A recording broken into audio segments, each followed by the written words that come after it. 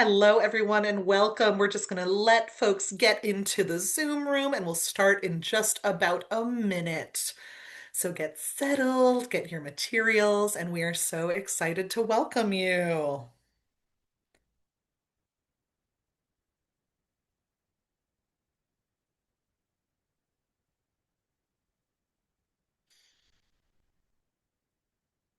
Welcome, everyone. We're just spending this first minute letting folks in, and then we'll begin.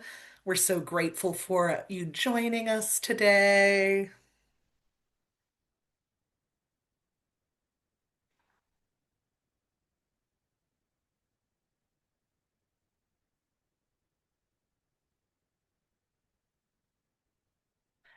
Hello, Bridget. Bridget has already found we'll be using the Q&A, so feel free to hop in the Q&A for any questions or thoughts. That's where we'll be able to speak to one another, and I'll go over that. I'm just going to give it one more moment. Hello, everyone, and welcome to Nature Drawing for All. This is session one of Nature Drawing. I am here. My name is Kat Redness. I am the public programs educator in the education department of Shelburne Museum, and I'm so happy to be here with you all. I'll be your facilitator today, and I'm joined by my colleague, Sarah Wolfson. Sarah, would you like to introduce yourself? Yeah, sure. So I'm Sarah Wolfson. I am the school and youth programs educator here at Shelburne Museum, but I have a background in as a classroom public school art teacher. So I'm here to facilitate. But sorry, a little tickle in my throat. I'm here to facilitate the drawing activities. Wonderful, wonderful. And great. So we're going to go over, I'm going to go into our first slide, our agenda for the day. And we are going to there we go. We are going to introduce you to the series. So, this series is the third that we've done in a series of Drawing for All series. We have done a figure drawing and a portrait drawing, and someone in the Q&A asked, "Are there recordings of those?" Those are. If you go to the webinar pages, you can access all of those previous series, and that's where the recordings of this webinar will lie. So, we'll send out an email after this that links you to that page where you can revisit what we're doing today. So today we're going to jump into landscapes and nature. We're going to start with close looking. We're going to look at some items from the permanent collection of Shelburne Museum, and we're going to make observations about them. That's going to be in the Q&A, and I'll tell you about that. We're then going to do a warm up, which is we're going to do a quick sketch of a hide piece, and then we're going to explore both value and texture. And Sarah will do an intro on those things. Then we're going to watch a sped up demo of Sarah approaching drawing with the learning in mind. So, how Sarah approaches that. And then we're going to give you time to practice. So, you're going to be doing, I think, about four drawings today, is what we're doing. And today, Sarah will tell you this, but these are going to be relatively quick drawings. We're not going for perfection, we're going for process and learning and integrating the skills into our own nature drawing. We want this to be a creative time where you can practice your creative expression, maybe reconnect to it, or explore something you haven't done before. This should be for all levels and ages. We're then going to revisit our original drawing from the hide, and so we'll come back to that, add more details, including value and texture. And then we'll close with reflections, questions, and we'll talk a little bit about next session. One of the things is sometimes in Zoom you might be used to using the chat. In this we use the Q&A. You can put comments. There's going to be times where we're going to ask you for observations and things like that. You can put all of those in the Q&A. There's something where if there's, a question you have, or if you just want to say, "Oh, this relates to it," that's a great place to put that. Sarah, anything else I've missed with that? Anything else you'd like? Or are you ready to hop right in? I am feeling ready to hop in. Amazing, amazing. So first, we're going to start with close looking, and what close looking is it's a process to really get us to um, remove some of our like immediate, either judgments or observations or that analyzing that we often do with art. And so with close looking, what do you look at? What do you see? What do you notice? What do you wonder about? And so we're going to look at two pieces and we're just going to look for a couple of minutes and make our general observations about what we notice. These are both different landscapes. So things we want you to look at is how are they, what's the composition like? How does the landscape fill the page or fill the canvas? How are folks using color and shading and value and texture? And so we're going to go into two pieces. And our first piece is right here. And this is Edwin Romanzo Elmer piece called Full Moon on the River. And what I'd like you to do is just take a few moments observing this, looking at this closely. What are some of the things you notice about how this is composed? And you can put this in the Q&A if you'd like. Make some observations in the Q&A. So what are people noticing? Very lovely bright moon. The moon is almost like a sun in this. Yes, absolutely. What are some other thoughts, some other things that you observe? And again, this can go in the Q&A. Ooh, somebody mentioned the rule of thirds, Rule which of we will thirds. be talking about shortly. Yes, the trees, exactly. So we've got the rule of thirds, and then we've got the trees framing the piece. Reflections, silhouettes. There's a glow, cloud reflection of moonlight. We have foreground, medium ground, and background, soft and warm. Love the leaves, feather-like leaves on the trees, draws you into the light, shadows, landscape. So it's the bottom third of a place. We're seeing a lot about the reflection, the blue around the moon and the sky, low horizon shading, Z and the water shade. Great. So we're seeing, yep, not a lot of value range in the trees. So, right, we're seeing that the trees might be a little bit. I'm seeing people comment on where our eye is drawn because that moon is so central. A hidden owl, warm colors. Amazing. So, what I love is that you all are thinking about where your eye is drawn, how the piece is divided or delineated on the page, the way it doesn't look like Vermont. Yeah, exactly. The different color choices. Sometimes we're seeing this lovely violet, the lighting, hints of orange perspective. Amazing. So y'all are really noticing these things. You're noticing all of the various choices that artists make when they're doing a landscape about the layout, about the color choices, about where the focal point is. Those things are all coming to your mind. Now we're going to look at the hide piece.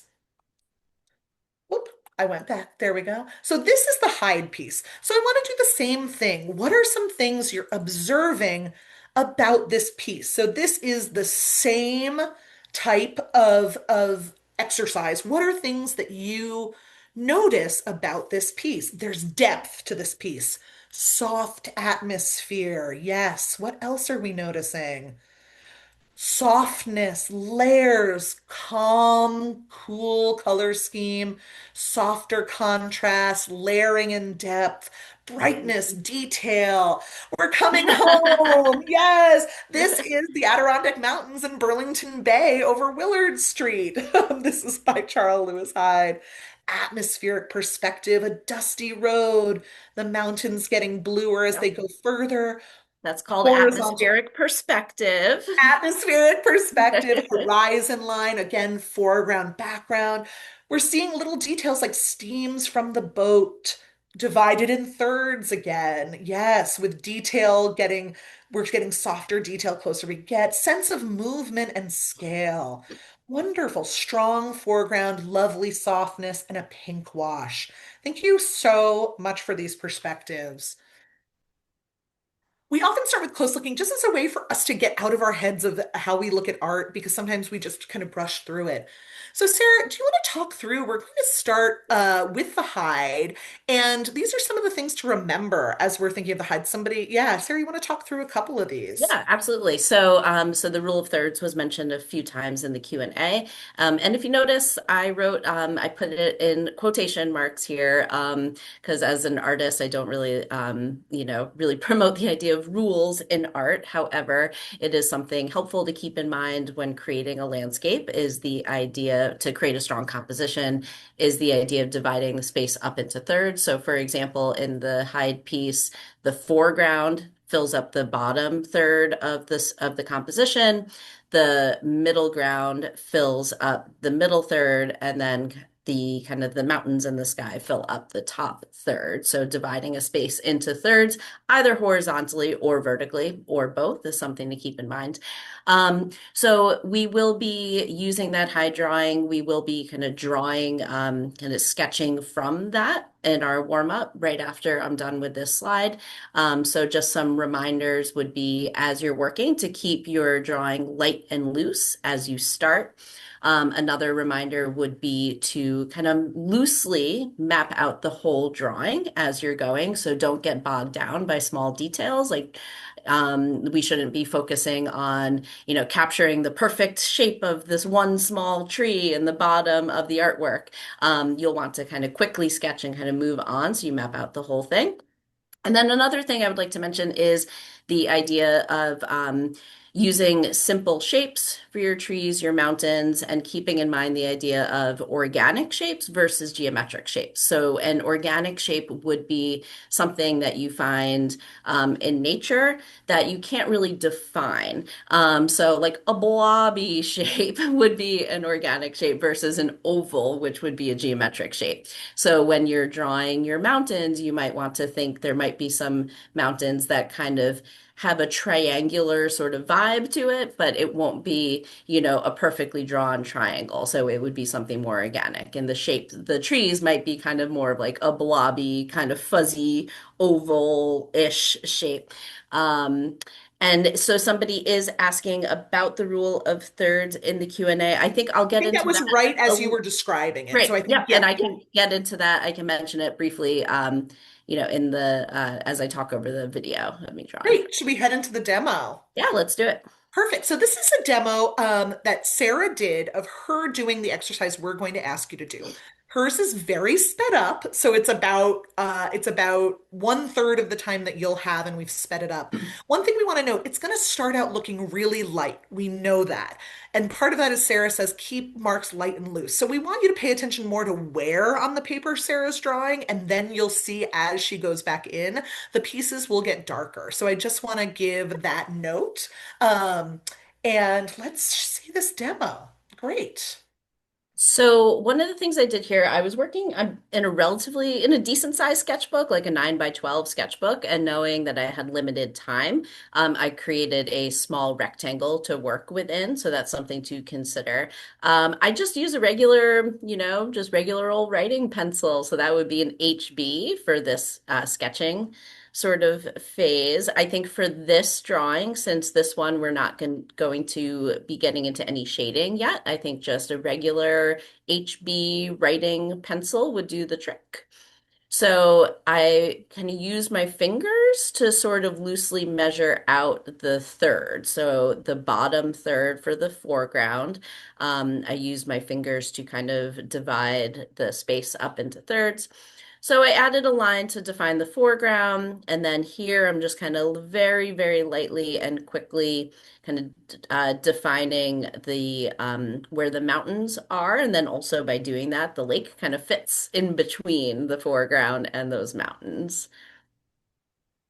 And actually, now that I'm looking at this, I would say that kind of the lake and the mountains would be considered the middle ground in this, and then the sky would be more of the background, taking up the top third. Now I'm going in and just kind of loosely kind of marking out, kind of some of the little clumps of trees in the foreground.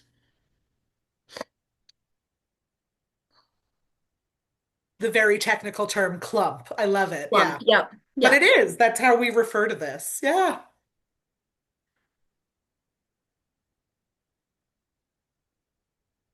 So I'm kind of bouncing around here, kind of filling in, a little detail here, a little detail there. What I will sometimes do is as I'm kind of finding sort of the shape that I want to keep, like, ooh, this is good, this works, this is how I want it to look. That's when sometimes I'll go in and kind of layer over what I've already drawn, make it a little darker. And that's kind of what I'm doing there is making the lines a little bit darker as I'm kind of finding kind of the right lines, what I want to keep. So just adding in a little bit more detail, finding some more clumps of trees and some hills,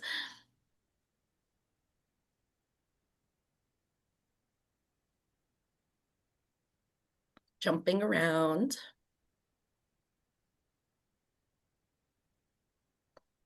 adding some more details with the time that we had. We set a 5-minute timer when I worked on this. Great. So I want you to look at that because sometimes people get daunted. Oh my gosh, what am I going to do? So, Sarah, who's a professional arts educator, this is what Sarah accomplished in 5 minutes. So, she's setting really the stage. And remember, we're going to go back to this. So, this is when you're just really setting your foundation of this. Kind of what are the essential pieces that you want to get? So, maybe you're thinking of the rule of thirds, you're thinking of what are the key details that you're noticing that you want to lock into there. We're going to give you about 6 to 7 minutes for this, and I'll let you know when we're about halfway through that. And so this is your drawing now. What we'd like you to do is take whatever materials you're using. I'm going to set an alarm for 6 minutes. We're gonna do six, and I'll check in. But remember, we're going to revisit this. So think about what Sarah's told you and build that into your practice. And let's begin.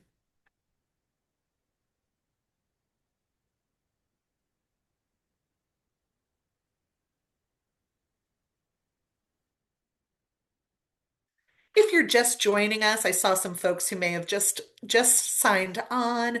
What we are doing right now is a 6 minute quick draw of this piece by Charles Lewis Hyde, Adirondack Mountains, Burlington Bay, over Willard Street. What we're asking you to do is to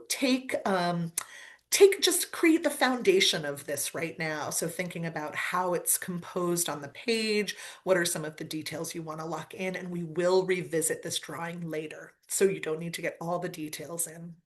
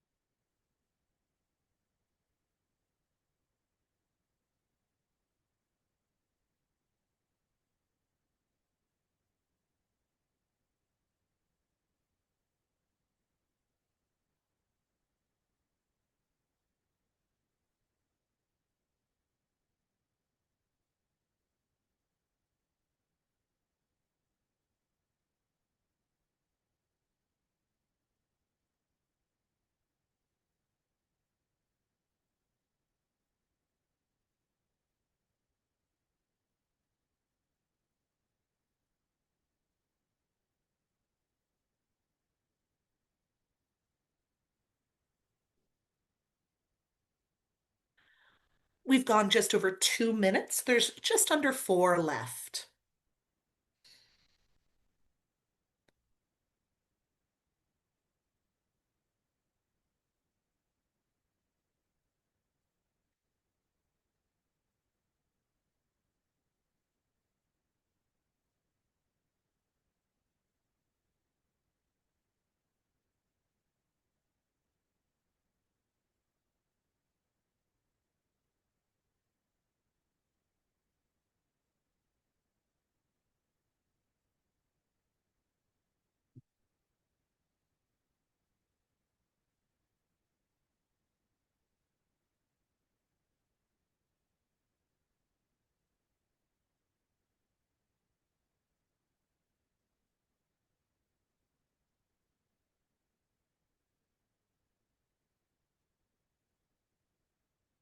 We're just over halfway through.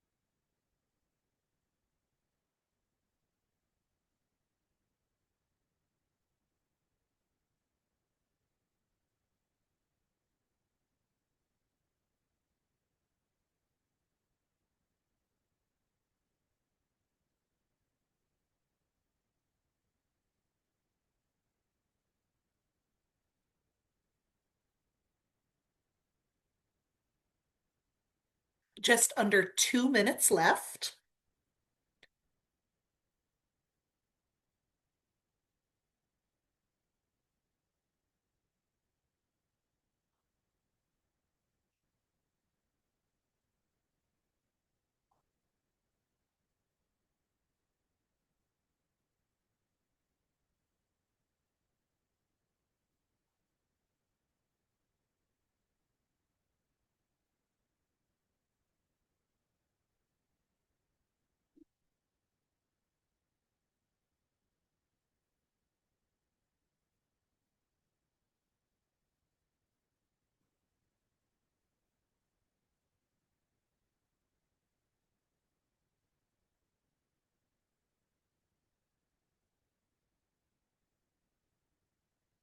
Just under a minute. So start putting in those last details that you want to remind yourself of for when we revisit this. Release any expectation that this is going to be a finished piece. That's totally okay.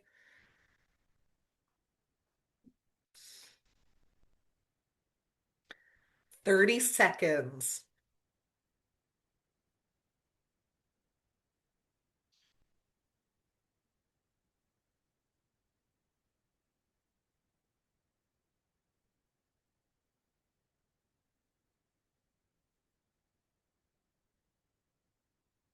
And in these last 10 seconds, just put those little last strokes on your piece. And wonderful. Come back into the Zoom room with us if you can. And just take a moment, look at your piece, and then we're going to move on to another piece, and we're going to move on to looking at value. And so, Sarah, as we're switching over, do you want to talk a Yeah. little bit about what value is? Yeah, so value is the idea of capturing kind of lights and darks. So shadows, the highlights, so those would be the lightest parts, and everything in between. Amazing. So great. We're going to see, and Sarah, do you want to talk a little bit about, so for this you did two. Do you want to talk a little Yes. bit about the difference between those two? And I'll keep, this will be the first one. And so what we've done is we've taken a snippet of this. We've taken a detail image of this so you don't have to focus on the whole piece, but specifically for looking at value, we wanted to give you a more focal point. So Sarah, you approach this two Yeah. ways. Yep, you got it. So yeah, so I just focused kind of on that one bigger sort of hay stack sort of shape in the foreground. So the first video I am working with pencil, and I am just working with a regular HB kind of your pencil that you would normally write with. And so it's not it's not the best way to capture a range of values, but it does work. So this first one, I'm just working with pencil. And as I show the video, I'll talk a little bit about, how I'm kind of layering and varying pressure to create darker values. And in the second video, I'm working with pen. So in case anybody in the class is working with pen instead of pencil. The second video shows how to work with pen, ink, and use a technique called cross-hatching to create value. Which we'll talk you through as you're watching the demo. So this Yep, first you one, you're got it. using more the layering. Yes. So this is Oh, Sarah doing this yep. And haystack and so somebody asked, no, we're not going to draw along with this one. I mean, you're welcome to, but like the other totally. video, it will be sped up. So I'm just going to kind of talk through it so you can see what I did. Yeah. But as always, you're allowed to do anything while you're doing this. If you're Yes. also looking to draw along, go for it. So starting just with light and loose, the shape of the stack. And then once I get that down, I'm kind of looking for kind of where the lights and the darks are. So roughly, the right side of this is darker than the left. So I kind of divided it sort of in almost in half. And then on that side, that right side that's a little darker, I'm kind of lightly and loosely kind of defining kind of the different areas of the different values. So all the way on the right, which is still light, which I haven't shaded in yet, that's kind of the shape that I drew to define kind of the darkest part. And this is kind of the next darkest part. Um, and so I'm just kind of lightly, loosely shading, varying pressure. So I'm getting the darker value here by shading, by increasing my pressure. If you do have drawing pencils, this would be a great area to use something like a 6B pencil or even an 8B if you have that. So I'm kind of drawing the shape of the kind of different shadowy areas. And then finding that, okay, I want to add, it's really dark along the bottom. So I want to add some darker values along the bottom.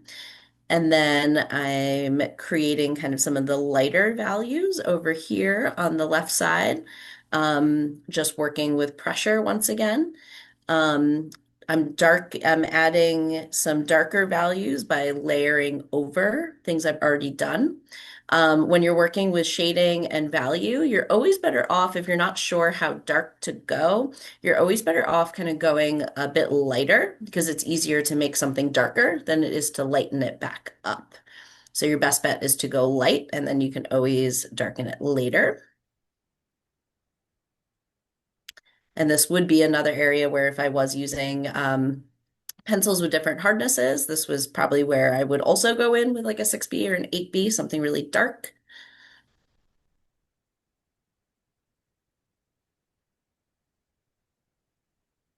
And then another thing to keep in mind too is as you, if you are kind of mapping out kind of the different areas of value. So if you're mapping out, okay, this shape is going to be really dark, and this next shape is going to be a little bit lighter, and this next shape is going to be a little lighter. Keep in mind that those you're going to want to kind of blend those shapes together. So you're not when you're filling them in, it's not like doing like a coloring sheet where, oh, I'm going to fill in this shape and this shape. You are going to kind of there is going to be some kind of overlap as you kind of draw kind of over the different sections. Hmm. Trying to think of the best way to explain that, but each shape is not kind of like its own thing. They are going to blend together. So you are going to have some kind of crossover as you're shading, if that makes sense. And so All this, right. yeah, this is the next one, and I just want to check in with our Q&A. Oh, great. How are you distinguishing the shadow from the object itself? Um, I mean, so it's a different shape that kind of exists sort of kind of on the outside of the shape of the stack. Um, and the shadows are generally darker than what you will see on the object itself. And it'll be really, really dark kind of where the shadow meets the object. Hmm. So this is the one where we're going to see Sarah using pen. You can also do this technique with pencil if you want to try it. This is just we wanted to show options for adding value.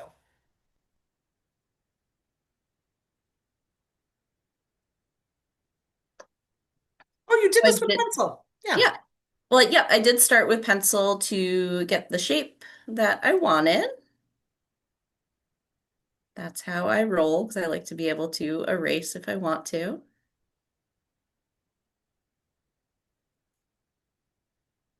And then I did go in and also kind of create just kind of some of those, kind of mark some of those shapes of kind of the different little value zones, I guess you could say, also in pencil.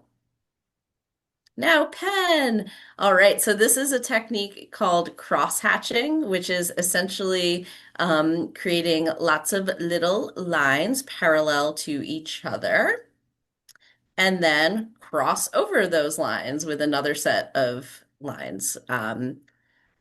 Also, so then this next layer is a bunch of small marks, small lines that are parallel to each other there. So that is my darkest zone.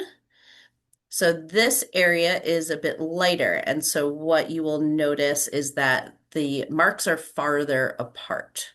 So with cross hatching, the closer the lines are together, the darker it'll appear. And then if the lines are spaced out a little more, then the area will appear lighter.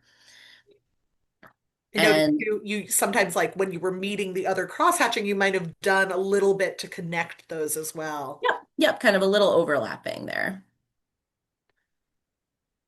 And so more overlapping because that bottom section is darker. So I started with kind of that, um, those cross hatches, the marks that were a little farther apart, but you can just keep layering just like you would with pencil.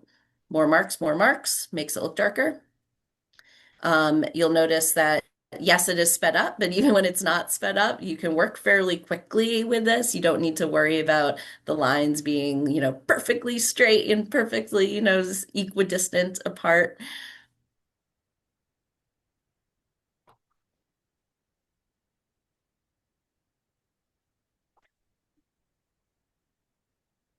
And so you can play around too with, these are just kind of small little kind of strips of cross hatching and just kind of some little loose lines and marks.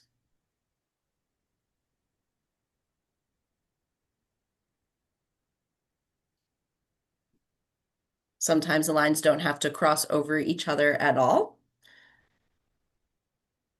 Excellent. Yeah. So now we'd like you to practice value. So again, we're creating a range of values. You can either experiment with pressure, layering, cross-hatching, or any version of those in combination that you want, whatever works for you. And we're going to give you 5 minutes for this. And Sarah, somebody's wondering, first, yours looks so professional, someone says. Perfect. And also, Thank can you you. just talk about what pen you were using, um, quickly? And then I'm going to set a timer for 5 minutes. Yeah, I actually have it right here. Just I like to use, I guess it's a jelly, kind of like a jelly roll kind of pen. You can use, I like to write with this, but it is also fun to draw with. Pens like, really, really fine tip pens like micron pens for one example that can work really well. So it's really kind of a lot of it is personal preference, just kind of what feel you like in your pen. Great. I'm going to set us a timer for 5 minutes. So I'd like you to pick up whatever tool you're using and you're going to focus. You can focus on one or you choose one of your liking and let's begin. And again, you're focusing on the value is creating that shading, experimenting with pressure, layering, or cross-hatching, or some version of all of those.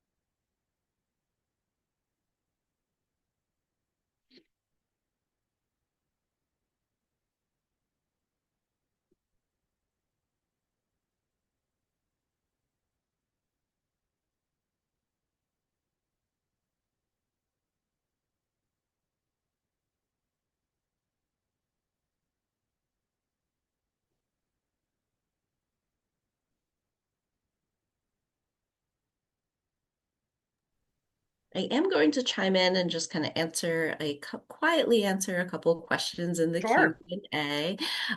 So one question was, so feel free to keep drawing, but if you want to listen, go ahead. Pen seems to be much less forgiving than pencil. Why do some people prefer it? Um, For me personally, I can say that I enjoy working with pen. I find it a little bit of a challenge because it's less forgiving. So because it's less forgiving, you kind of have to roll with mistakes a little bit more, which can be kind of a fun challenge. So that's one of the reasons why I like pen. I can't speak for other artists. Oh, and then you're taking using the broad side of the pencil instead of the point. Yeah, for shading and value, I would definitely experiment with using the broad side of the pencil versus the point. You get a smoother kind of shade if you use the broad side. If you are trying to also create texture, like a scratchy kind of rough texture along with your shading, then you can experiment with using the point a little bit more. And we are halfway through.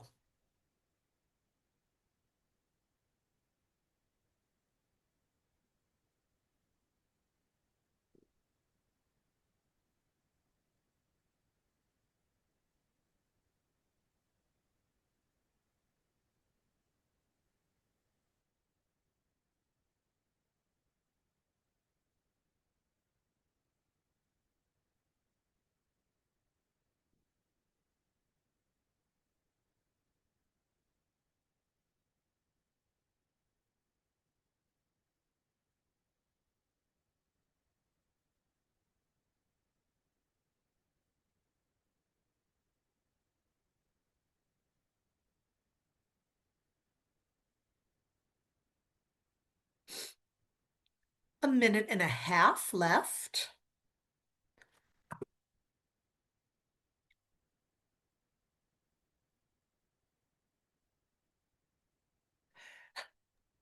I'll jump back in and Yeah, go for it. answer a few of the Q&A questions.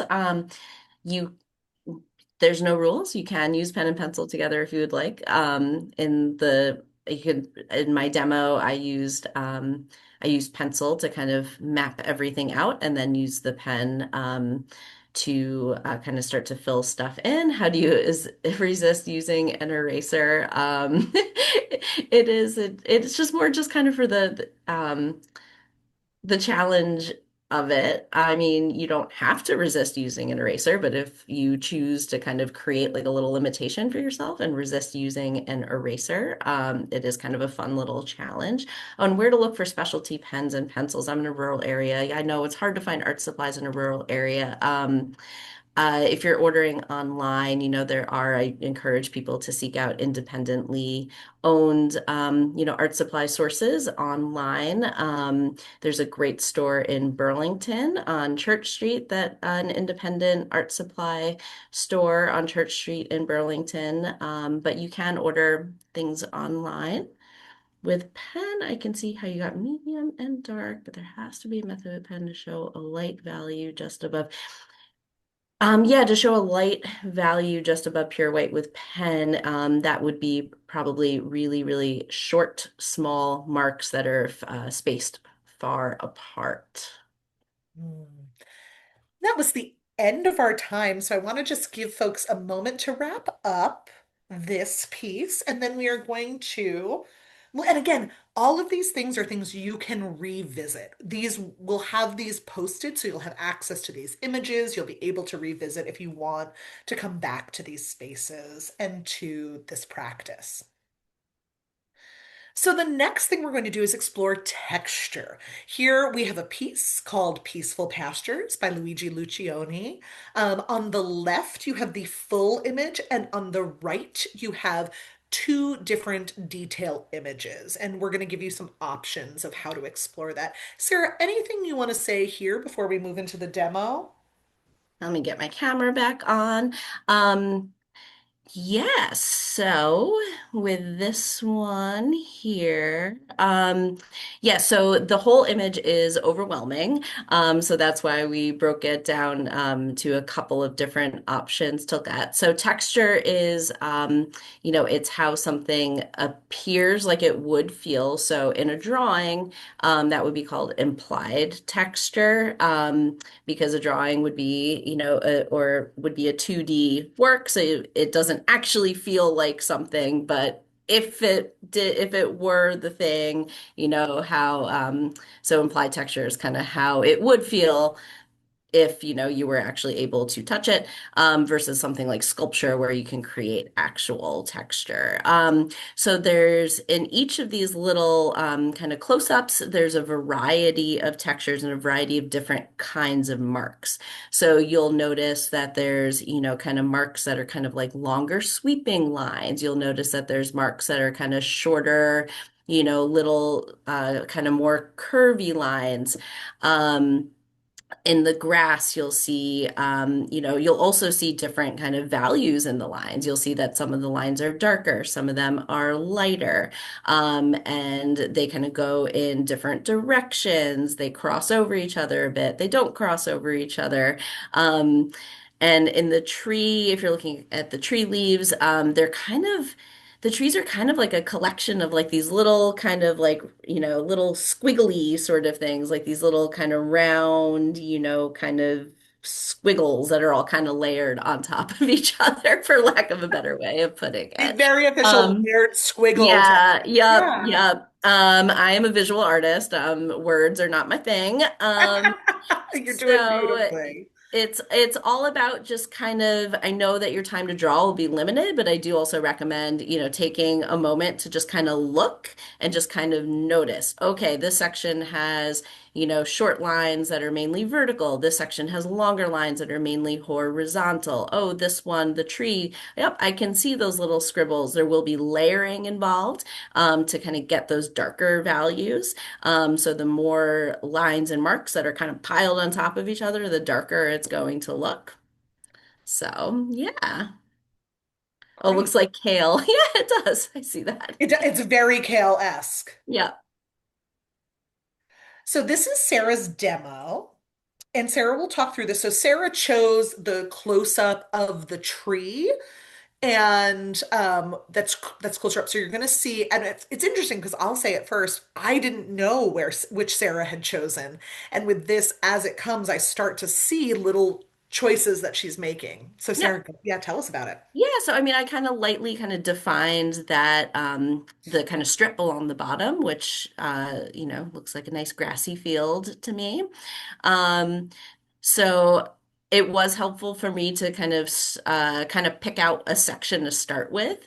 So this will be a little different from kind of like creating a whole landscape where you can, even within the close-up image, we do encourage you to maybe just pick one small section to focus on, because this is more just for texture practice as opposed to creating a full landscape. So yeah, so I just kind of started with that kind of strip of grass along the bottom. And so along the bottom, I kind of picked out, okay, so there's, kind of a section where it's a lot of lines, that kind of all appear to kind of go kind of veer off into the same direction. And then, oh, there's a little kind of tuft of grass in there. And so I am definitely working with varying my pressure here to kind of create some darker marks versus some lighter marks. Light and loose, for sure, to create any of these like natural, like nature inspired textures, you really want to stay loose. And then here I'm working a little bit on the tree. So I started with just kind of some quick lines to define kind of that main tree branch along the bottom. And then here I kind of drew, it was almost like a little bit of a diamond shape to sort of loosely capture kind of a little clump of the leaves that are sort of on the end of the branch there. And so yeah, these are just kind of a lot of these little sort of squiggly marks that are all layered on top of each other. Yeah. And I'm Trying noticing too, there's almost some ovals in Yep, there. yep. Using those geometric patterns, I noticed, right, like at first there's that almost abstract open triangle or angular, and looking at it, it could have been a mountain or something like that. And now I'm seeing that's the tree branch. You're making sure you have where it exists, and then you're building off of that. And then back there in the field, these are kind of longer, kind of more sweeping, straight-ish lines. And yeah, I guess that was as far as I got in the time that we had.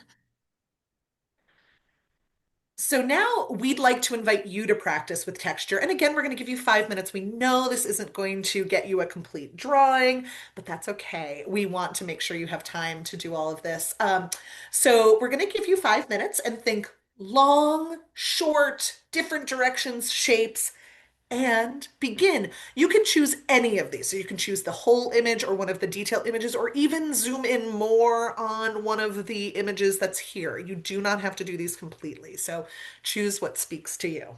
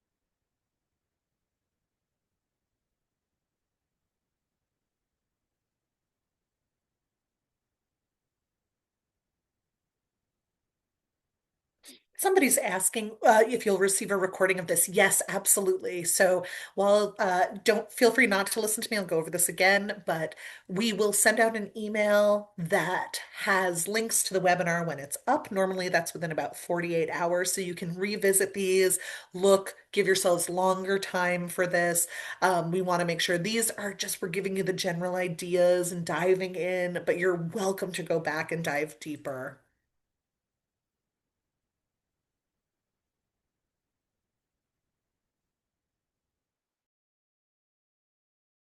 So you have a little over halfway left.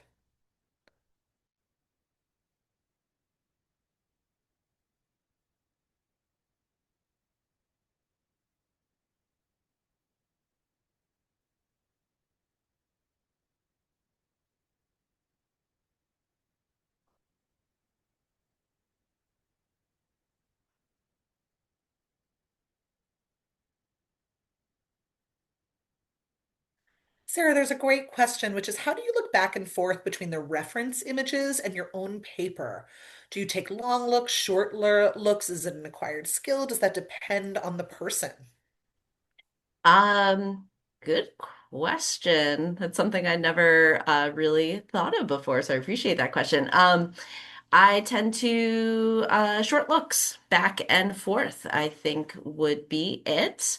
And then as far as an acquired skill, yeah, I mean, with practice, you definitely can improve your skills in being able to kind of more easily and kind of more freely be able to draw what you see, and kind of be a little quicker about it. So yeah, but so it takes practice and yeah, very kind of quick back forth, back forth. Good question. How do you know when to stop and leave spacing or lightness? Let's see. I'm trying to think of the best way to answer that. I do think it is helpful, kind of when in doubt, to leave a space either kind of blank or light, and then kind of fill in kind of what you're feeling more confident about around it. And then hopefully that will kind of help you sort of kind of figure out, the space for lightness. Maybe you do need to kind of go back in and kind of add a little bit more to define that space. But I always say it is always good if you're feeling unsure, definitely stop, pause, leave some extra space, kind of work what you feel good about, and then kind of go back and revisit. And we're just approaching the end of time. We've about 20 seconds left. Love for you to finish up your marks, and then we're going to move into revisiting Hyde, our first drawing of the day. Y'all are challenging me with some good questions. These I are like great it. questions. And we'll have a follow-up email as well with an opportunity to offer some questions and thoughts as well that will inform our next three sessions. All right, so finish up and shake it out a little bit. Give yourself a breath.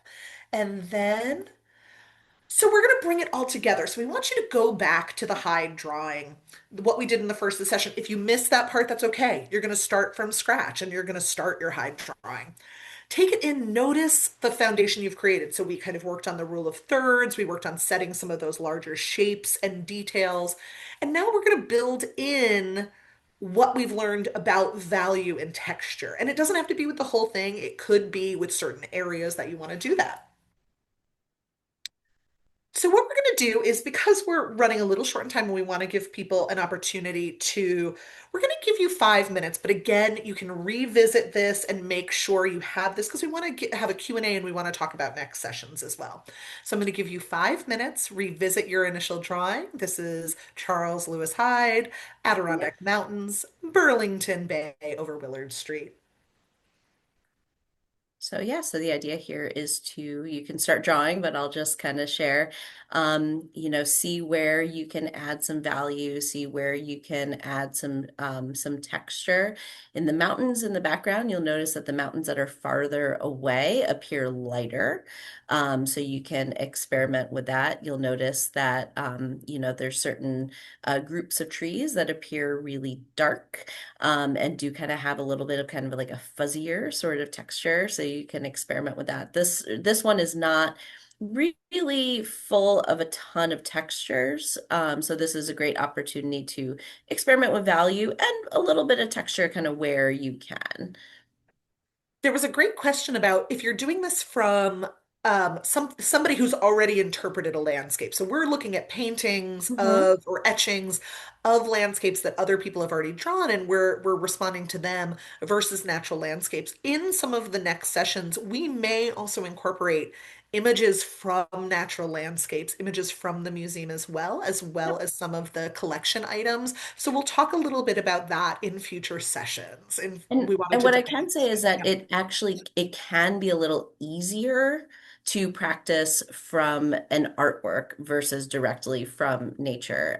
If you are practicing from an artwork, it can be easier to kind of see, because like in that Lucioni drawing, you can see, it's clear to kind of see, oh, he used these kinds of marks for the grass and these kinds of marks for the clouds. So sometimes it can actually be a little easier to practice from something an artist did versus from nature, because the marks that you want to use are easier to see and kind of interpret.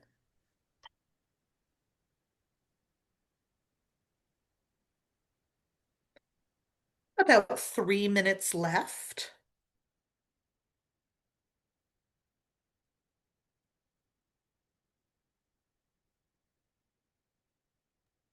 I would say there's no, I would say that I would not say that there is a real focal point to this piece, and it doesn't, artwork, painting, drawing doesn't have to have one. If the horse is your focal point, then that works. We're just under half, or just over halfway, so a little over 2 minutes left. And then we're going to finish up and talk through what to expect next. And you'll also get an email from us as well detailing that.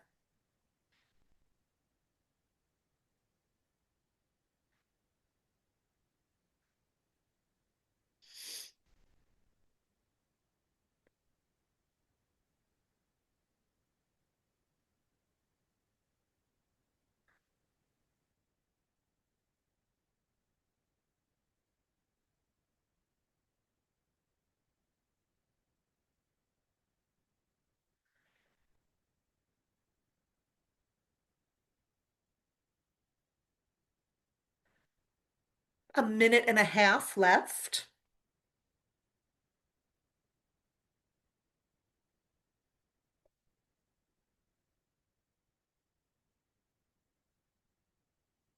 Somebody just noticed they're seeing little cows for the first time now that they're looking deeply at the little details. And somebody else is saying, my hand is smudging my drawing. Any suggestions, Sarah, for that? Yes, I do. Oh, wait. Yeah, so if your hand is smudging, so if you are right-handed when you start doing your shading, shade from start shading left to right. If you're left-handed, you can shade from right to left. There is always going to be a little bit of smudging, if you're kind of just kind of drawing out, kind of mapping out the whole drawing. So some of those lines that you drew might smudge a little bit, but for shading, yeah, left to right if you're right-handed, right to left if you're a lefty. And we have about 30 seconds left. Ooh, how about intentional smudging? Yeah, is smudging can intentionally can work really well for shading. It does kind of create a little bit more of kind of like a soft, kind of fuzzy sort of kind of texture along with your value. So if that's what you're going for, intentionally smudging can be really helpful, and especially as you're learning how to shade and practice, a little bit of smudging can kind of help blend everything together well. We also have a lovely comment that someone really loves the background in this work, that it's so atmospheric and beautiful, and they're going to look this artist up. Lovely. That's part of what we hope, is that you're also discovering new artists. Oh, somebody misses elm trees. Yeah. So, folks, finish up what you're doing, and we're going to move into closing this session. So, some of the key takeaways. Sarah, you want to talk us through these? Yeah, so kind of a little just kind of review of what we worked on today is to stay light and loose when you're working on a drawing, because you could always go back and darken anything that you want to darken. It's hard to start darker and make things appear lighter. And then the idea of kind of working the whole drawing at once and not focusing on small sections, you're going to kind of bounce around quite a bit, and that's okay. Thinking about finding simple shapes for trees and mountains, and that they should be organic and not geometric. So not like a hard drawn triangle or a hard drawn circle or oval. You want to kind of think about them kind of having more kind of like natural variations in them. And then when you're working with value, drawing pencils with different hardnesses are super helpful. And if you don't have that, you can always experiment with pressure and layering. And if you're working with pen, you can experiment with cross hatching. So small marks close together and layered on top of each other make them appear darker. And when they're farther apart, they appear lighter. And then texture, there's a whole lot of different ways to create a lot of different textures, but the idea is to, vary your marks, vary your pressure, vary the directions the marks go. They're gonna be layered. That's not just going to be lines. There's going to be kind of shapes worked into there as well.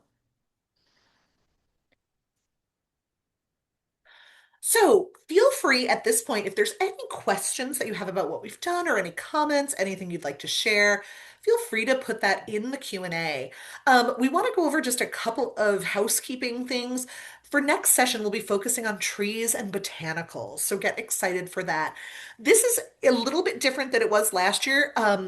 You'll need to register for each session. So if you only registered for today's, just make sure you register for the future ones. And we'll also send an email out with that reminder as well. We look forward to continuing and learning with you. You can always contact Sarah or myself at education@shelburnemuseum.org. And we always just like to really thank the folks who are our members and our donors. They allow us to do programs like this for free, which already we know people are coming from all over the country. They're sharing this with loved ones and colleagues and family members. It helps us keep this low, and so we're so grateful for them. And so if you'd like to check out how to become a member or to donate, feel free to go to shelburnemuseum.org/member, or shelburnemuseum.org/donate. And great, I'm actually going to stop sharing, and so we can Yeah, come onto the screen, and I want to yeah. just look into our Q&A. Sure. So let's see. So somebody was asking about the art supply store on Church Street. That is Daydream Art Supply. It's located Mm. above Ben and Jerry's. They are lovely. Let's see. Somebody was asking about watercolor, I believe. Yeah, you can definitely experiment with some of these techniques with watercolor. With value, you'll want to, the more water you have in the paint, the lighter the paint appears. less water, darker. You can experiment with more of like a dry brush technique where you don't use a lot of water in your paint, and then you can it definitely texture works really well with dry brush watercolor. Uh, what kind of drawing pencils to acquire? Yeah, you can, there's a lot of different companies that make drawing pencils. So really it's a matter of just kind of finding pencils with a range of hardnesses. I don't, 4H would probably be the lightest you would go. A range up to like a 6B or an 8B. And yeah, lots of different options there. Let's see. Trying to see if I there's, think so. One of the things that I'm seeing in here is a lot of suggestions for art stores. What we can do is we can scan this and create a little list also with some answers to the questions about materials. I think a couple of the ones, Sarah, one, somebody asked if we would be doing this with nature versus pieces of artwork. We will incorporate some images of the natural world as well as artwork, but a yep. lot of our source materials will be pieces from the collection as well. And then someone else said, do you have any suggestions for practice methods? So what I would say right off the bat, also feel free to revisit this and maybe choose a different piece, a different area of the piece to focus on or things like that. But Sarah, any other ways that you can suggest practicing Yeah, in between sessions? another great way to go for texture is to actually look up Vincent van Gogh drawings and copy from those. Those are really great for practice. And images, working from black and white images can be really helpful when you're practicing shading and value as well.